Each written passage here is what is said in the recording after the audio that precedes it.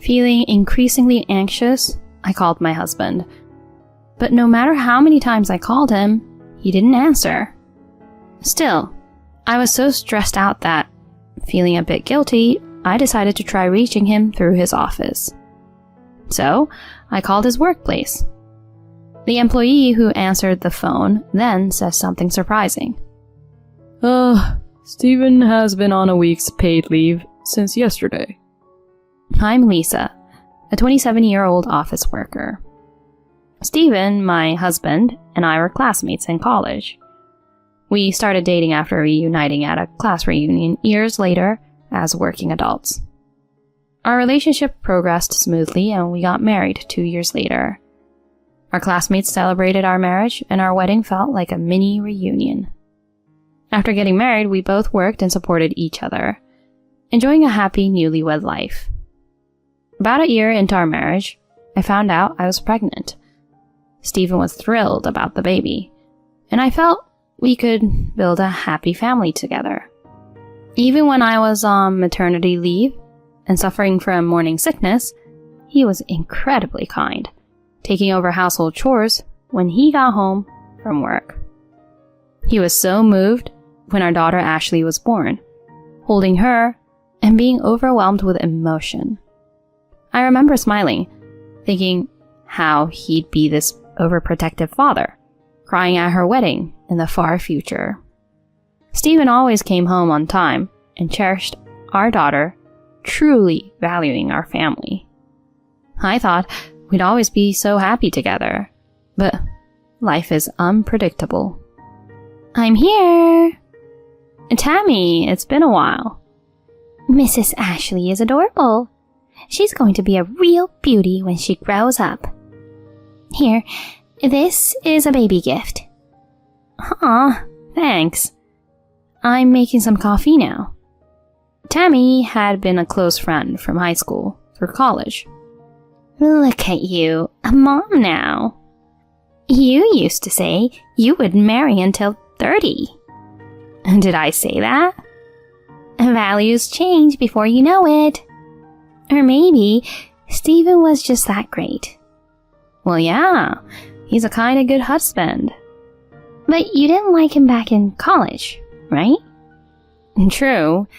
He was just another classmate then. Life's unpredictable, turning classmates into a loving couple. Definitely. We could always have these lighthearted talks. As we were chatting, saying it's her turn next to get married, my husband came home from work. I'm home. Oh, hi. Welcome, Tammy. Ah, Lisa's Prince Charming is back. Prince Charming? Stop it. Sorry. Guess I should be heading out soon. Wait, why not stay for dinner? Yeah, it'll be more fun with you here. Well, if you insist. We all sat down for dinner together. Stephen, you're amazing. Even after coming back from work, you help Lisa with chores and feed the baby. You're like the ideal modern dad.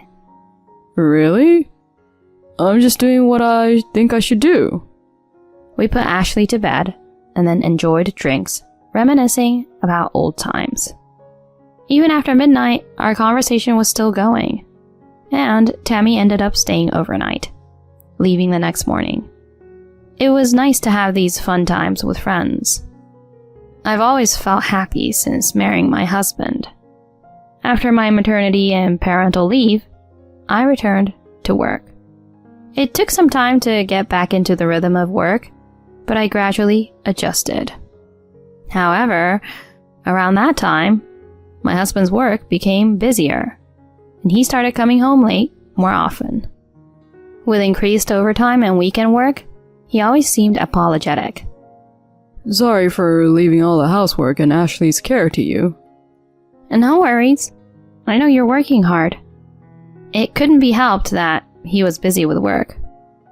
I managed, juggling work, childcare, and housework, though it was tough.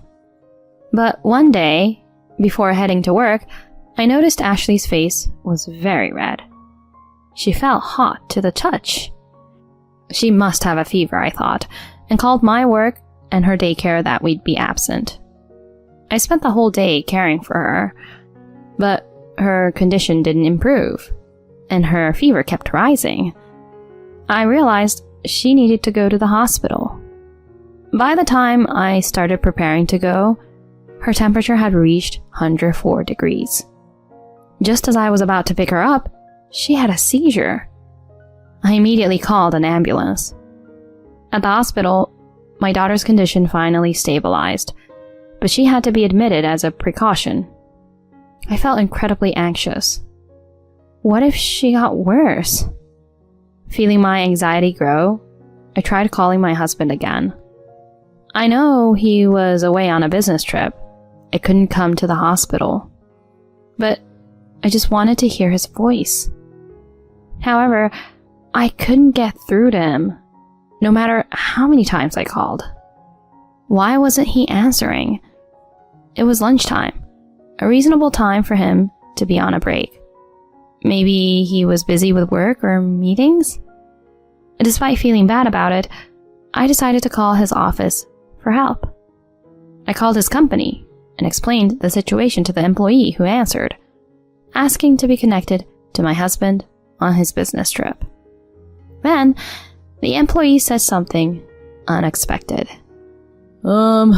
Stephen has been on a week's paid leave since yesterday. My mind went blank. What?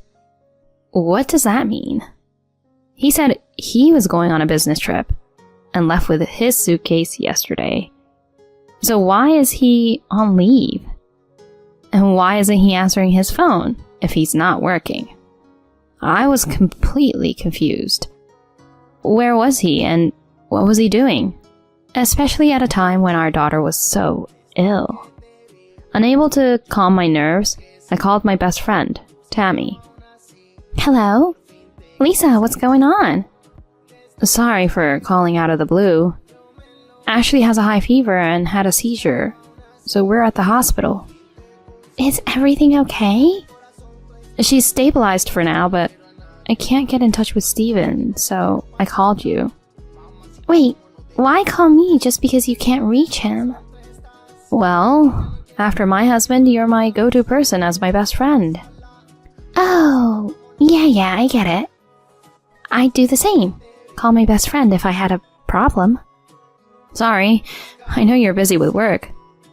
It's okay. I'm off today. That's good to hear. Yeah. Do you think you could come to the hospital to keep me company? Huh? I'm feeling a bit anxious being here alone. Sorry, I can't do that. I'm out and can't get there. I understand. Sorry to bother you when you're busy. I'll let you go since you're out. Don't worry about it. I'll get in touch once I'm done with my errands. Okay. Thanks. I feel calmer after talking to you. I was panicked not being able to reach my husband, but talking to you helped. Glad to hear that. But it's shocking not being able to reach my husband at a time like this. It feels like he's not there when I need him most. Well, he's probably busy with his business trip. That may be, but... Sorry, Lisa. I need to get going. Oh, of course. I'll hang up now. After ending the call, I felt a bit more composed. Then, a question struck me.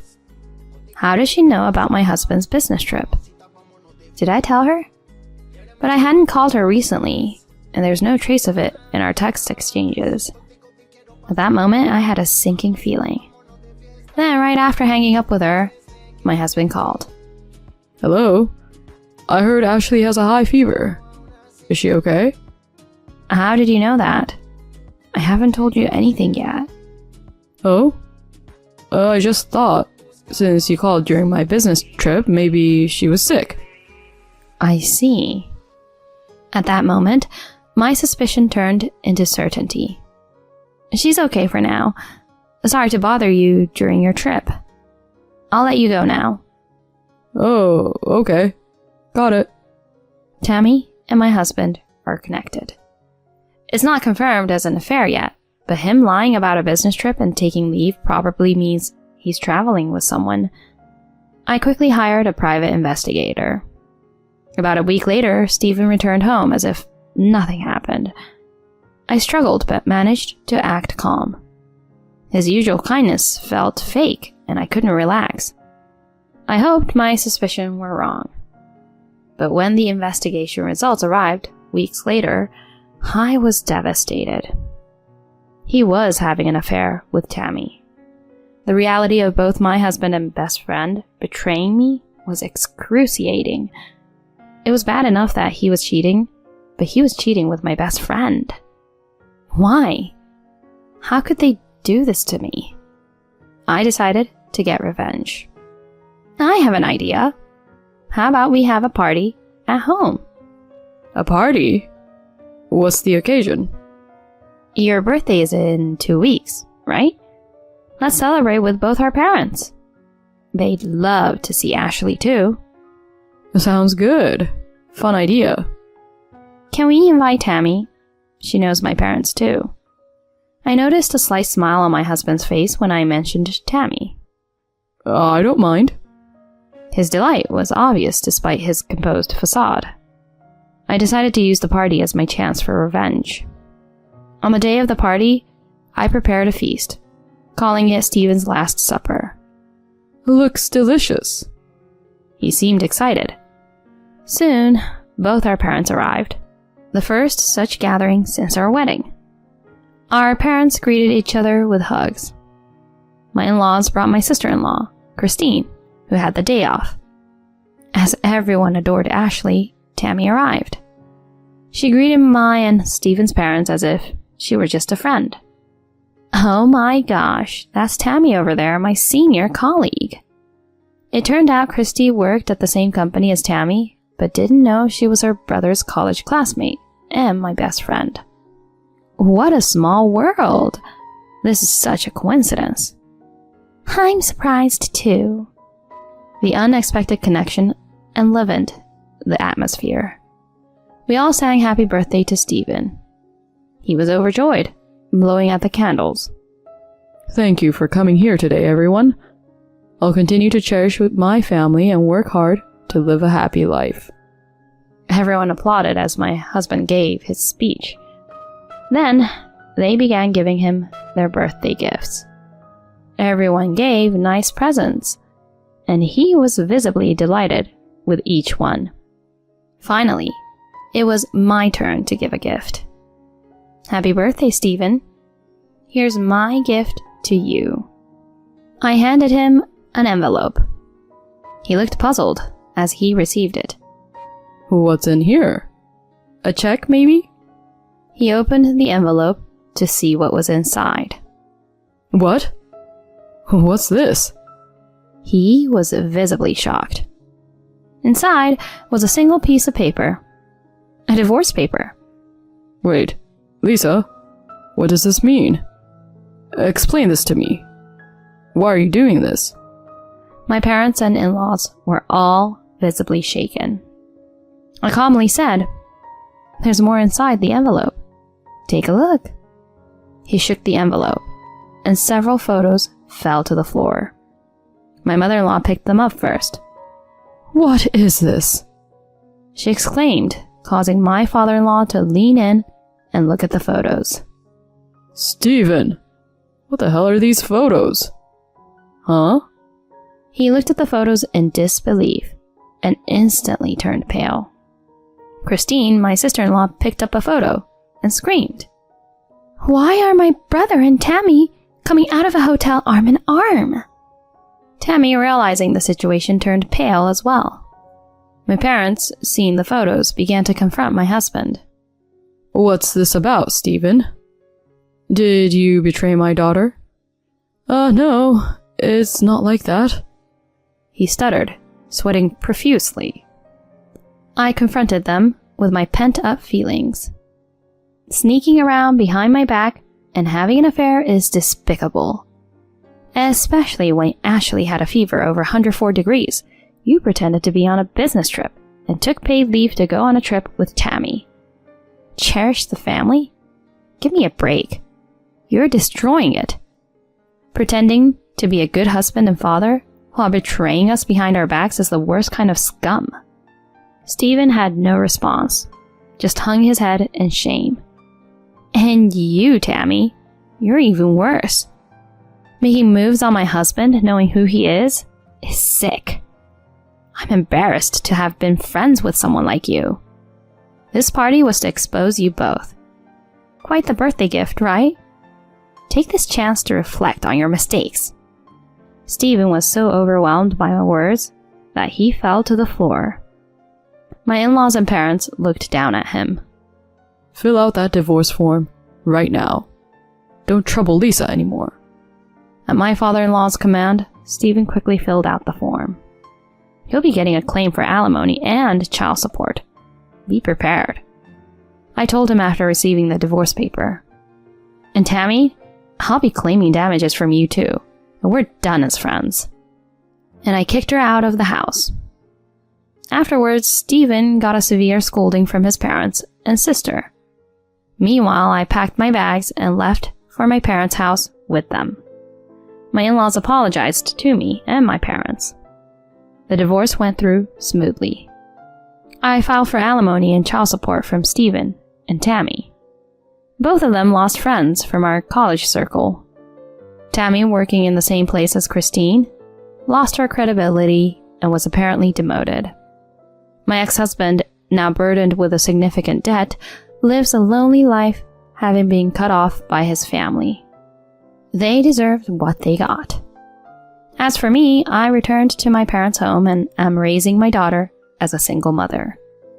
Despite the hardship, my daughter's smile heals me, and I'm determined to work hard and watch her grow up.